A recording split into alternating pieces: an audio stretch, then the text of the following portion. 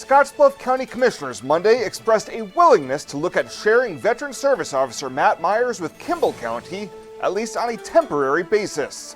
KNEB.TV News starts right now. From your trusted source for news in western Nebraska and eastern Wyoming, this is KNEB.TV News. Presented by Platte Valley Companies, premier provider of financial services. Hello, I'm Ryan Murphy. This is KNEB.TV News powered by Platte Valley Companies. Thanks for joining me. In our top story, during Monday's Scottsbluff County Commissioner meeting, the board discussed the pros and cons of entering an interlocal agreement on the subject of sharing a veteran service officer and what should be included in that discussion. VSO Matt Myers said he and his staff have been dedicated to serving all veterans, not only from Scottsbluff and Banner counties, but also those coming from Wyoming and Colorado. A lot of our increase is because of hard work and our killer office staff that takes this personal. And we take care of our veterans like they're our own family, you know. So we take this personal. And when I stretch myself out to another county, I'm going to take that personal too. He told the panel there's about 300 veterans in Kimball County, and they do have an accredited staffer who can handle much of their paperwork, but details of his involvement would have to be worked out. Board Chair Ken Meyer said he understands the desire to help, but wants to make sure not to degrade what's already happening locally. Others are coming to you because we're getting the job done, and the word is out. We have a good product here, and people want to be part of that. And I have no problem with that, except for the fact, and I'll say it again, if we need to add to your staff or whatever, if they're not going to get one of their own, they're not going to get it for nothing either. The board decided the issue is worthy of further discussion with the Kimball County counterparts to hammer out terms of an agreement. Well, the Scottsbluff City Council has approved an ordinance to allow immediate action and emergency waiver of bidding requirements to replace a water main. City Attorney Kent Haydenfeld said a water main under 6th Avenue and Park Lane Road is severely aging and damaged, in poor condition, and needs to be replaced as soon as possible to prevent further damage. After they had repaired a water main at this location, and they dug up several feet of the water main and found it was in a very, very poor state of repair. They're worried about the freeze-thaw cycle at this time of the year and are concerned about there being several more incidences of this. City Engineer Dave Schaff wants to get the repair plans to the state for approval, and bids for the proposal will begin to be accepted this coming Monday from local contractors. We'll have more news right after this. The journey of a dream becoming reality. When we're young, a dream develops into a passion. That passion continues to manifest and grows as you do. It becomes all you want to do and all you want to be. It gives you direction. It drives you. Then your dream has become a reality. When that dream is ready to be reality, Platte Valley Bank will be with you every step of the way.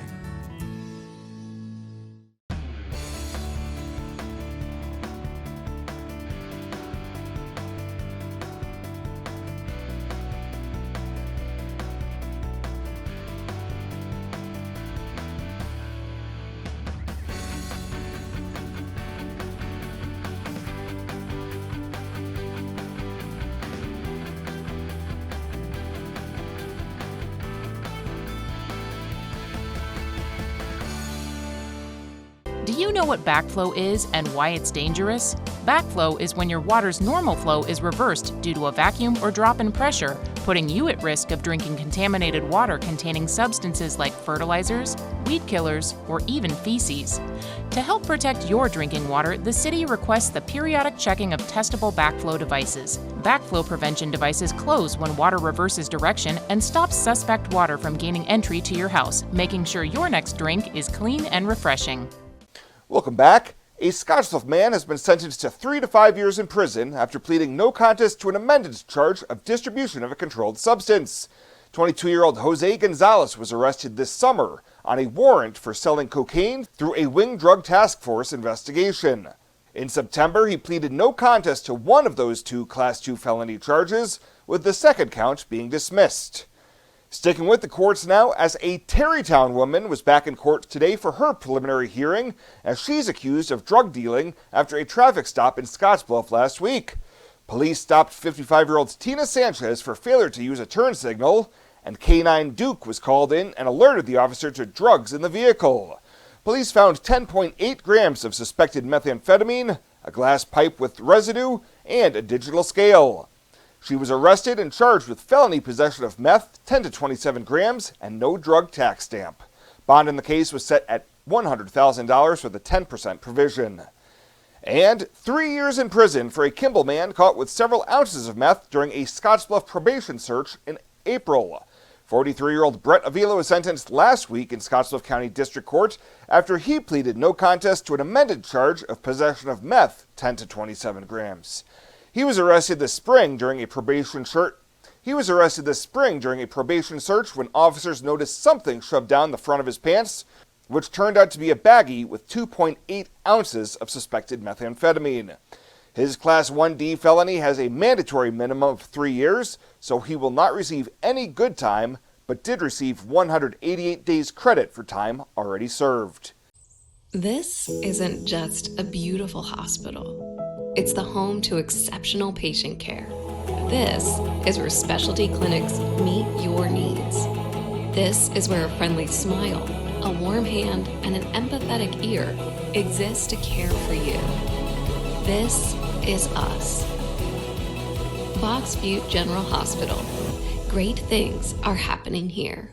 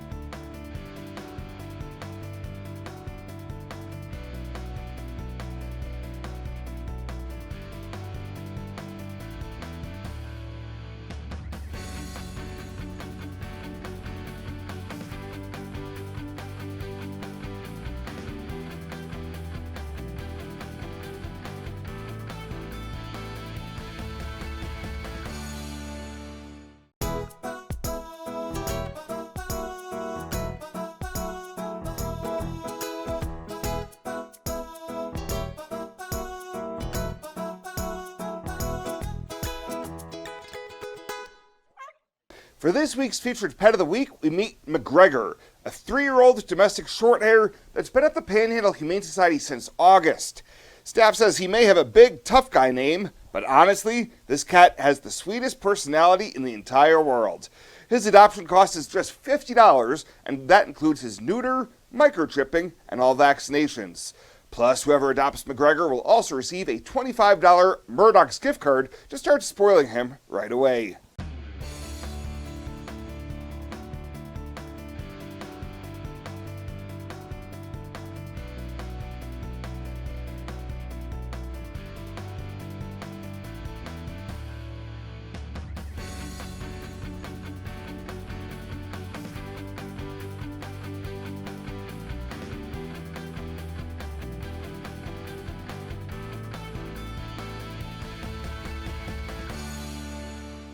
Welcome to Kelly's Liquor, your liquor cabinet. Whether you're a wine enthusiast, a whiskey sommelier, a tequila connoisseur, or you just love your beer, Kelly's has the best selection of what you're looking for. Family owned and operated since 1946 and right on 27th Street in Scottsbluff. Come see us today at Kelly's Liquor, your liquor cabinet. And remember to be a good neighbor. Don't drink and drive. Kelly's Liquor, West 27th Street in Scottsbluff.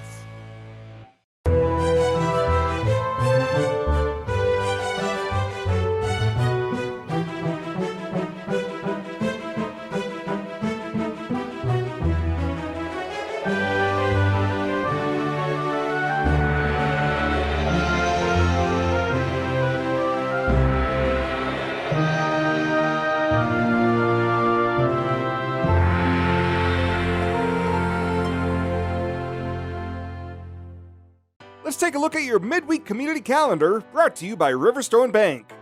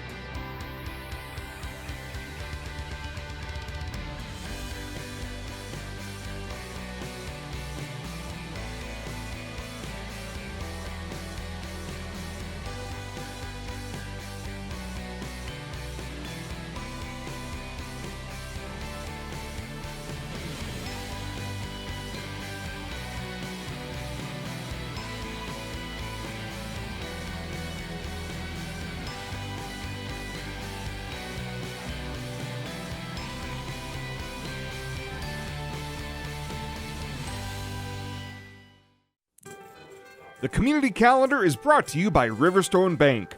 We're local and we love our community. Panhandle Trails Intercity Public Transit, based in Alliance, Nebraska, is the only intercity bus serving Nebraska Panhandle communities and Pine Ridge, South Dakota. Panhandle Trails operates a regularly scheduled bus service, assisting you in making connections with Greyhound bus partners, regional airports, healthcare, employment and education opportunities, shopping, family, friends, and more. Panhandle Trails serves the general public of all ages and offers accessible transportation for those with special mobility needs. Let Panhandle Trails help you make your connection. Call 308-761-8747. At Platte Valley Bank, we want to help you take advantage of every adventure. We know you have plans, goals, and dreams. Let us help you with them. Whether you are just starting the business you have always imagined or looking to grow your existing one, we have a business loan to fit your needs. Stop in and see us at Platte Valley Bank and let us help make your dreams a reality. You belong here. Platte Valley Bank, member FDIC, equal housing lender. And finally tonight, the Nebraska Capitol will be illuminated in green light this week to honor Veterans Day.